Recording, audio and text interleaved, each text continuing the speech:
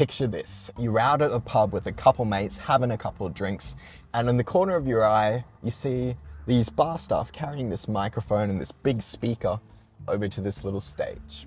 It's time for open mic karaoke. You mention it to your friends, you're like, hey guys, look at that.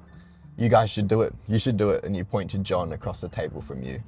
Much to your dismay though, the entire table around you, all of your friends, unanimously agree, somehow, funny how that works, they unanimously agree that you should be the one to go up and do karaoke because you suggested it.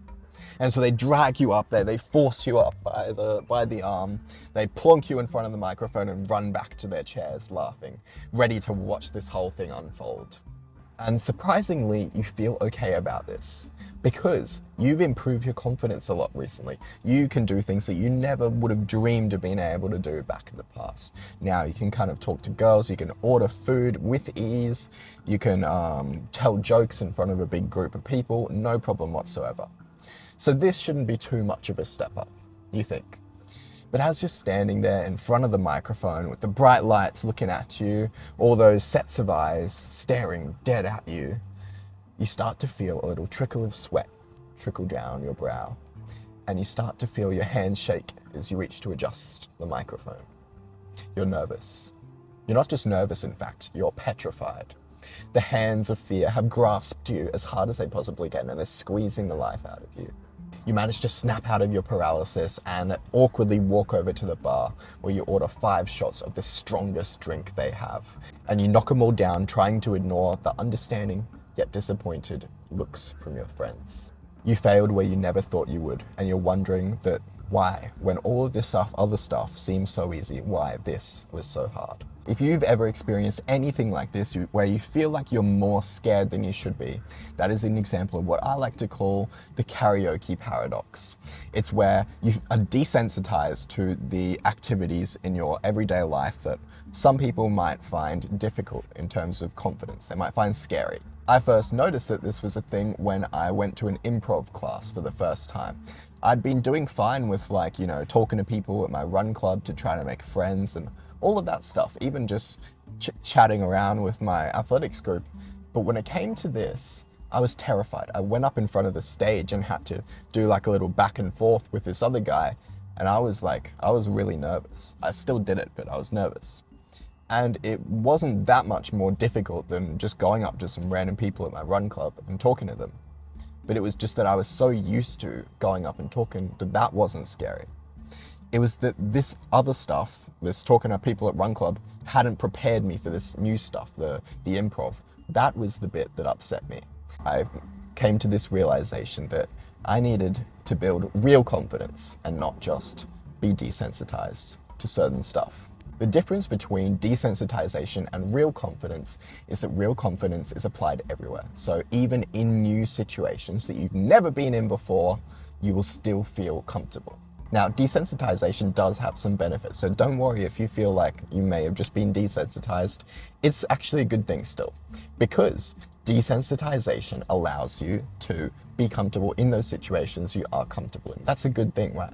Desensitization is also good because it actually does slightly transfer into real confidence. So the reason being, if you've done this hard stuff before, so for example, for me, one time I went and filmed street interviews. That's a pretty scary thing. And now whenever I want to do something kind of scary, like I want to tell a joke in front of a group or say some weird question or whatever, I just remember, hey, this isn't as bad as the time I filmed street interviews. So that helps me actually get over it. And that's an element of real confidence. But being desensitized is limited to the specific things you have done before, or stuff that share some elements. A completely new situation is just going to stump you, and you're going to be kind of acting like a really unconfident person, which means you won't be able to socialize very effectively. And we are in new situations quite commonly in our social lives, so it's important to be able to be comfortable no matter what goes on. With the karaoke example, there could have been a girl sitting in the audience who was just watching and was like, wow, that guy's so cute. I bet he's going to sound really good. And then you went up there and were too scared to perform. If you were confident, if you had real confidence, a high level of real confidence, not because you would obviously have some, if you had a high level of real confidence, you would be able to sing, and that girl would be like, wow, he's so confident. And she might come up and talk to you, or she might give you a look or whatever. So it unlocks more opportunities. And also your friends would all be like, damn, that was impressive, and they'd like you more. And it would also just be fun, like, because karaoke is fun. So you have more fun, you enjoy it more, and you have a higher likelihood of social success. Sounds pretty good to me. You build real confidence by thinking about your beliefs, because when you are not confident, you have bad beliefs that cause the emotion of fear. You first have to recognize the bad beliefs, and then you have to slowly prove them wrong and eliminate them from your conscience. These bad beliefs can be stuff like, I'm not very funny. They can be about yourself. They can be just about principles such as confidence equals arrogance. And they can be about kind of other people or how other people view us, such as if I say a joke and no one laughs, that means they don't like me. And another really big bad belief that pretty much everyone who's not that confident, to me, seems to have, is that they believe that if everyone doesn't like you, or if most people don't like you, that is a bad thing. Now, I'll explain why that's not correct, but that's a big one. So when you have to recognize these bad beliefs, the first step, you do that by, when you're in social situations, pay more attention to what you're thinking. So whenever you feel this fear, okay, go, what am I thinking right now? Recognize this bad belief. Recognize the thought that pops into your head, such as, I can't do this, I'm not funny enough, I can't say this joke. And then once you've done that, then you can start to overcome it. And you can also do this when you're not socializing. So this is where journaling, if you want to call it that, comes in. But it's really just you're writing down, you're thinking back to what it was, you're thinking back to the times that were scared, and you're remembering the thoughts you had. Think about why you didn't tell that joke. And write down, I think it was because I don't think I'm funny enough, whatever. And then once you recognize the belief, the next step is to remove them, because these beliefs are irrational. They're not correct. So it should be pretty easy to remove them. It's not like changing your whole worldview and like starting to believe in God or whatever. It's literally just removing stuff that doesn't even make sense anyway. It does take time, but it is possible. Now, how do you remove these bad beliefs? There's two things that you have to do, and they work in complement. The first one is to try to find evidence for your bad belief. You're not going to find any, and that's going to help you. And the second part is that you have to look for other perspectives. So the first part, looking for evidence, kind of proves to you that your bad belief might not be right. And then looking at other perspectives, other, kind of thoughts you could have instead, other things that could be true, you start to realize, okay, maybe it's this instead.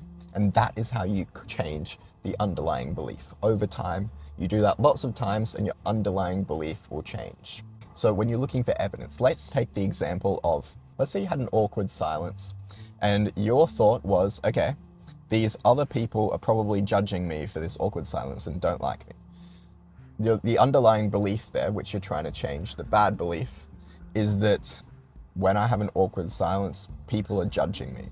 Or it could be like, people who have awkward silences like me less. Like, there is lots of beliefs. You probably have like over 100. I'd probably do still as well, because I'm not perfect. The point is though, let's say you've written this belief down, because that's the first part. Now you're going to think, okay, what is some evidence that that is true? We're going to look for evidence. Do we have any evidence that this person is judging me and likes me less because of this awkward silence? I don't think so, unless they literally said, I like you less because of this awkward silence. You don't have any evidence. It could be kind of hinted at if they're giving you like a weird look, but generally, when you actually stop and think about this, they probably weren't even looking at you. Like, they were probably just a million miles away or something. So this gets you thinking about how it may not be true. And then you have to think about other possibilities. So let's think, what else could it be going on? Maybe they were thinking about what they were going to have for dinner. Maybe they were thinking about how they were so awkward and you're probably judging them. So either of those things could be a good possibility. And we've just proven we don't have any evidence that, they're judging us. And it also could be these other two things. And the more you do that, the more you'll start to see how people are not judging you that much. And also, this is where the other one comes in. It doesn't even matter if they are. So I'll go into this now. One of the big beliefs you have to overcome is that even if people don't like you, that doesn't matter. And I'm gonna just justify this a little bit now, try and explain it. So if you have friends And if you get along just okay with everyone else, so you have just acquaintances, which you can do by just being a nice person, then you'll have a pretty good life. Like you'll have, you know, meaningful relationships and you'll get along okay with just everyone else. So what is so bad about that? Why would you try to do something that is impossible, which is to try to make everyone like you? Even Jesus couldn't do that. He was crucified.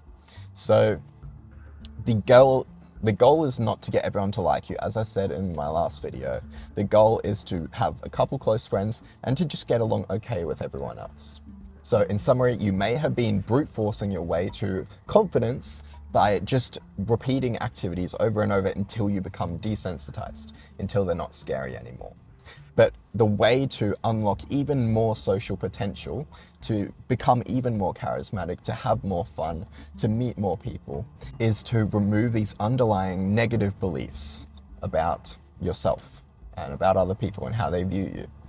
And hopefully, through watching this video, I will have helped you along your way to doing that. Now, I did mention that there was journaling involved. You had to write the beliefs down. I do have a video on how you can do that if you want more information. It's over there. Just remember, you can probably skip like the first bit because it's mostly just me yapping about why it's so important. Anyway, regardless of whether you watch that, have a great day and I hope this helped.